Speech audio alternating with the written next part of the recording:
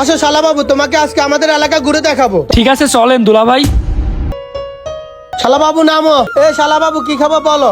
এখন আর কি খাবো? আচ্ছা চিপস খাই, বেশি কিছু খাবো না। ভাই আপনার সাথে আমার কিছু কথা ছিল। ভাই আমার ফ্যামিলিতে খুব প্রবলেম চলতেছে, কিছু টাকা পয়সা লাগতো। ও আচ্ছা, টাকা লাগবো? কত টাকা লাগবো? দেন ভাই 5,000 টাকা দিলেই হবে। না, এগুলো রাখো, এখানে 5,000 টাকার বেশি হবে। শালা বাবু চলো এবার তোমার আমাদের এলাকা ঘুরে দেখাই।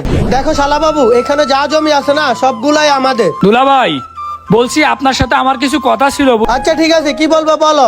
আপনার তো আল্লাহর রহমতে টাকা পয়সার অভাব নেই, কিন্তু আমার মনে একটাই প্রশ্ন, আপনি আমার বাপের কাছ থেকে যৌতুক নিলেন কেন? আপনার তো কোটি কোটি টাকা আছে, 10-15 লাখ টাকা যদি আপনি যৌতুক না নিতেন তাহলে আপনার কি কোনো সমস্যা হইতো? ঠিক আছে, আমি আজকে গিয়ে আমার যৌতুকে সবকিছু তোমার বাপের কাছে ফিরাই দিয়ে আসবো, আর ওনার কাছে মাপ চেয়ে আসবো। যৌতুক নিঃসন্দেহে একটি হারাম জিনিস, কিন্তু এই জিনিসটা আমাদের ভিতরে বর্তমানে প্রচুর পরিমাণে প্রচলন হয়ে গেছে। ছেলের যদি লক্ষ লক্ষ কোটি কোটি টাকা থাকে তারপরও সে যৌতুক ছাড়া বিয়ে করতে চায়।